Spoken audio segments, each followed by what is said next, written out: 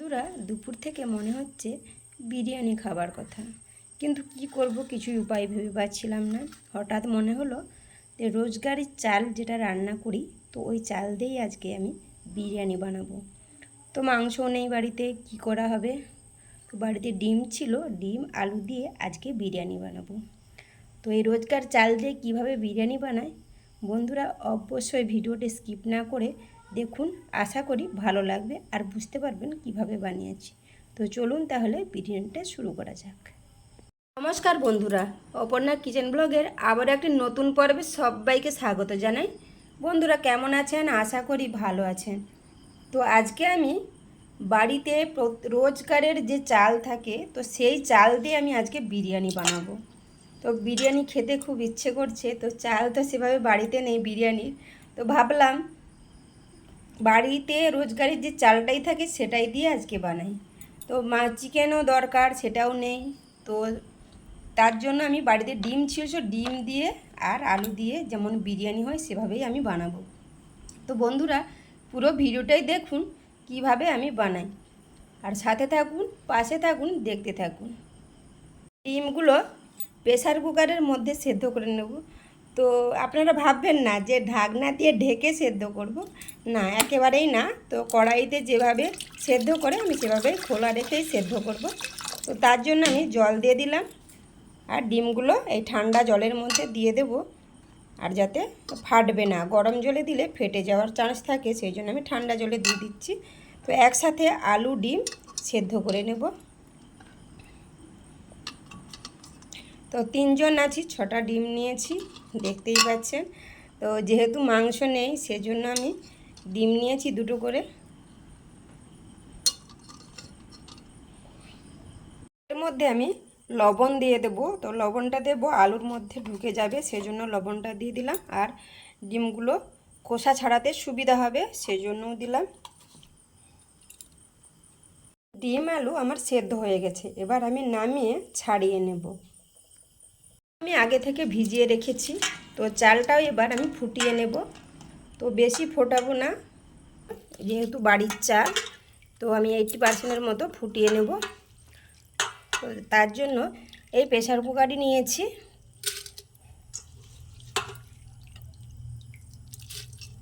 দিয়ে দেব পরিমাণ মতো জল,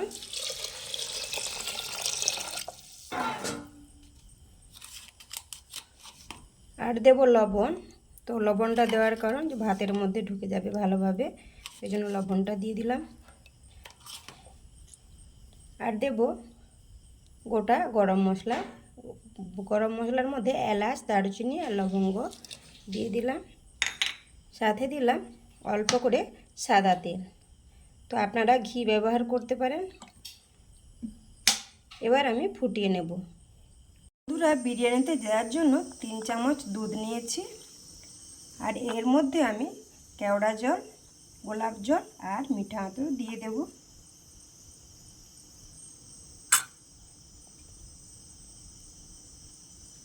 তো অল্প চাল অল্প করেই দেব। গোলাপ জল দিলাম, আরে কেওড়ার জল একটুখানি দিয়ে দেব, আর সাথে দেব 1 ফোঁটা মিঠা আতর। একসাথে সব কিছু দিয়ে দিলাম। তো এখানে এই যে মশলাটা দেখতে পাচ্ছেন বন্ধুরা, এটা কিন্তু কেনা নয়, এটা আমি বাড়িতেই বানিয়েছি, দেখতেই পাচ্ছেন। তো এগুলো আমি আগে রেডি করে নিয়েছি। তো ডিমগুলো আমি ছাড়িয়ে নিয়েছি। তো এবার আমি এগুলোকে কেটে নেব একটু একটু করে। তো একটা ছুরির সাহায্যে একটু একটু করে কেটে নেব, যাতে মশলা ভেতরে ঢুকে যায়, আর খেতেও খুব ভালো লাগবে এইভাবে কেটে নিলে। তো অল্প অল্প করেই কাটবেন, নাহলে বেশি কাটলে ছিঁড়ে যাওয়ার ভয় থাকে।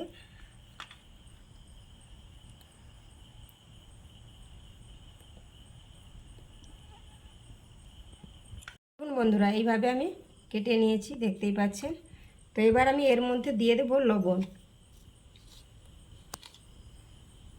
আলু আর ডিম একসাথে মাখিয়ে নেব, আর দেব বিরিয়ানির যে মশলা করে রেখেছিলাম, তো মশলাটা দিয়ে দেব।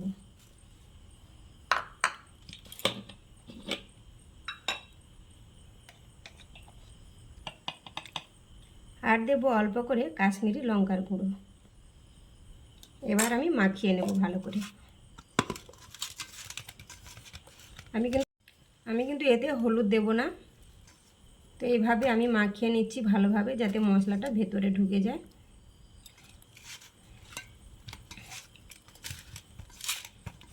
এবার এগুলোকে আমি তেলে ভেজে নেব লাল করে।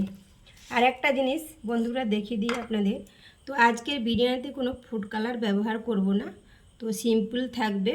তো কোনো ফুড কালার বা কেশর কিছুই দিচ্ছি না। তো এইভাবেই আজকে বিরিয়ানিটা বানাবো। এর মধ্যে আমি আগে থেকে তেল দিয়ে বসিয়ে রেখেছি।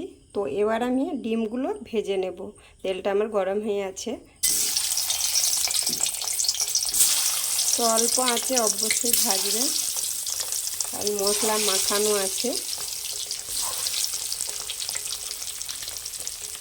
বন্ধুরা আপনারা হয়তো ভাবছেন যে 6টা ডিম নিয়েছিলাম, তো 5টা ডিম হয়ে গেল কী করে। তো ডিম সেদ্ধ করার সাথে সাথে আমার মেয়ে একটা নিয়ে নিয়েছে, সেই জন্য 5টা ডিম হয়ে গেছে। এইভাবে আমি লাল করে ভেজে নেব। যখনই বিরিয়ানি খেতে মনে হবে তখনই বাড়িতে থাকা চাল দিয়ে করবেন, তাতেও খুব একটা খারাপ হবে না। তো আমি এর আগেও করে খেয়েছি, তো খুব একটা খারাপ নয়। তো সেজন্য আজকে ভাবলাম আজকে আরেকবার করে নিই। ডিমগুলো আমার ভাজা হয়ে গেছে, এবার আমি তুলে নেব। এবার ওই তেলের মধ্যে আমি আলুগুলো কষে নেব।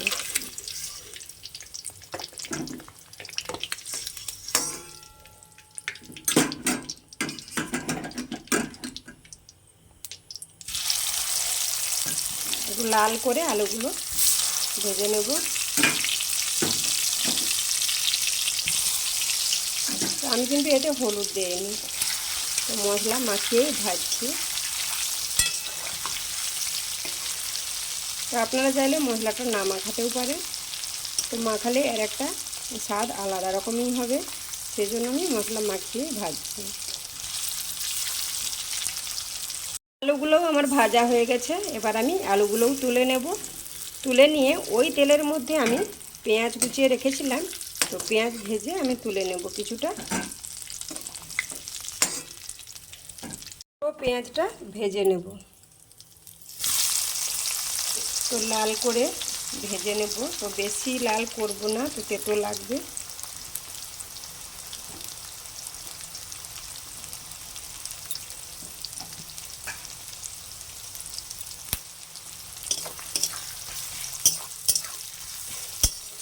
এইভাবে আমি ভাতটা ফুটিয়ে নিয়েছি, তো একেবারে শক্ত না আর একেবারেও নরম হয়ে যায়নি।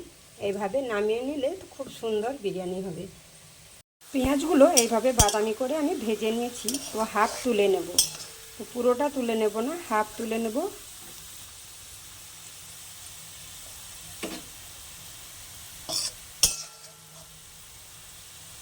পেঁয়াজ ভাজার মধ্যে দিয়ে দেবো আদা বাটা, টমেটো দুটো কেটে রেখেছিলাম, তো ওগুলো দিয়ে দেবো।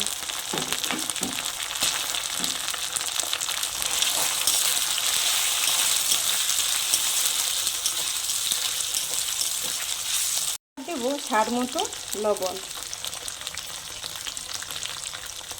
হলুদ গুঁড়ো, ঝাল লঙ্কার গুঁড়ো,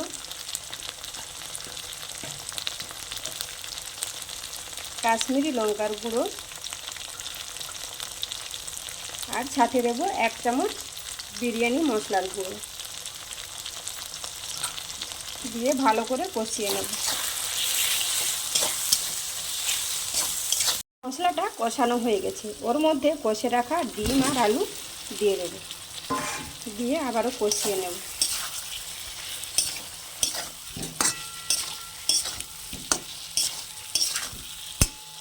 কষির মধ্যে আমি ডিম আর আলু মশলা দিয়ে মাখিয়ে রেখেছিলাম, তো ওর মধ্যে অল্প করে জল দিয়ে ধুয়ে আমি ওটা দিয়ে দেব ঝোলের মধ্যে।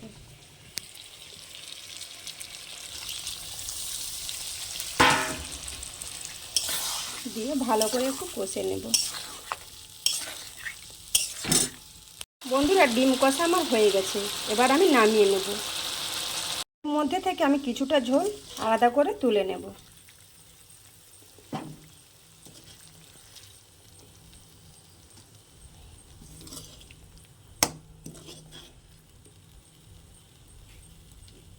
তো অর্ধেক ঝোল তুলে নিয়েছি। এই অর্ধেকের মধ্যে আমি ভাত দিয়ে দেব অর্ধেক, তো অল্প, সেজন্য দুভাগে দেব, দু লেয়ারে, সরি দুভাগে না, দু লেয়ারে দেব।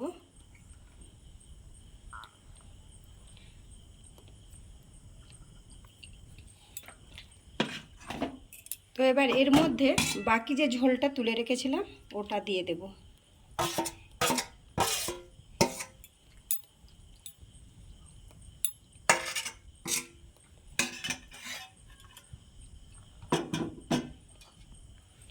এর মধ্যে দিয়ে দেব বিরিয়ানির মশলা।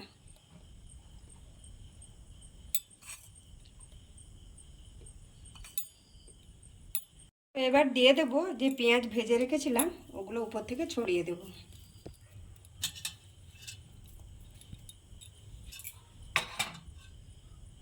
আর দেব 1 চামচ ঘি, ঘিটা অবশ্যই দেবেন। আর আমি দুধের মধ্যে কেওড়া জল, গোলাপ জল আর মিঠা আতর যে মিশিয়ে রেখেছিলাম, তো ওটা অল্প অল্প করে উপর থেকে দিয়ে দেব।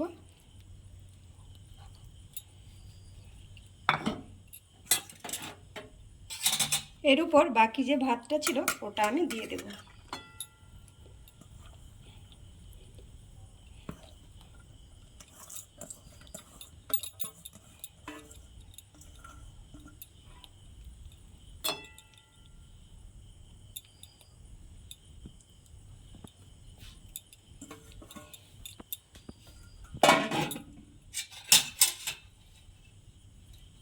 আবারও আমি বাকি যে পেঁয়াজগুলো ছিল ওগুলো ছড়িয়ে দেব।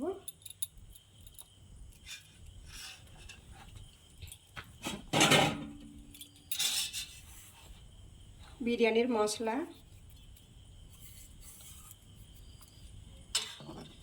বাকি যে দুধটা ছিল ওটাও দিয়ে দেব।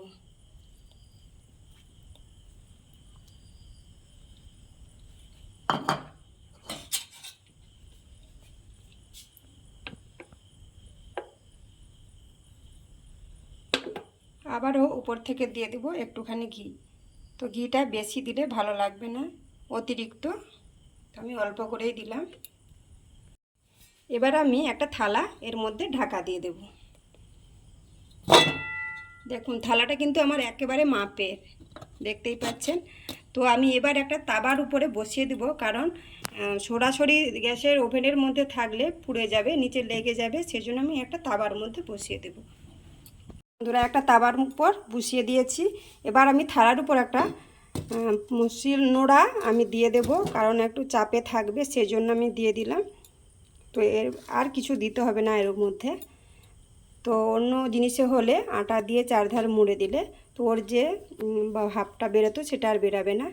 তো আমি সেটা তো দিলাম না, তো কড়াইয়ের মধ্যে দিচ্ছি, সেজন্য আমি নোড়াটাকে এর মধ্যে দিয়ে দিলাম যে ভার হয়ে থাকবে। তো বন্ধুরা 20 থেকে 25 মিনিট আমি জাল দিয়ে দেব। দেখুন বন্ধুরা বিরিয়ানি আমার একেবারে রেডি। আমি এবার পরিবেশন করে নেব। তো দেখুন কত সুন্দর ঝরঝরে আছে।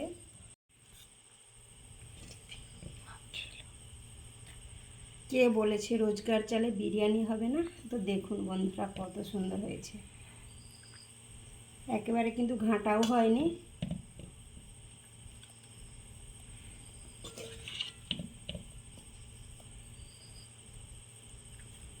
দেখুন পরিবেশন করে নিয়েছি, তো কত সুন্দর হয়েছে দেখতেই পাচ্ছেন। তো ঘরের রোজগারের চালের। তো বন্ধুরা রেসিপিটি আর বড় করব না, তো রেসিপিটি এই পর্যন্ত। তো বিরিয়ানির এই রেসিপিটি রোজগার চালের কেমন হয়েছে অবশ্যই লাইক কমেন্ট করে জানাবেন, ভালো লাগলে শেয়ার করবেন। আর দেখা হচ্ছে নেক্সট কোনো রেসিপিতে। আর একটা কথা, চ্যানেলটাতে যদি নতুন কোনো বন্ধু হয়ে থাকেন চ্যানেলটি সাবস্ক্রাইব করে আমার পাশে থাকবেন। ভালো থাকবেন, সুস্থ থাকবেন, আপনাদেরকে অনেক অনেক ভালোবাসা রইল। টাটা বন্ধুরা।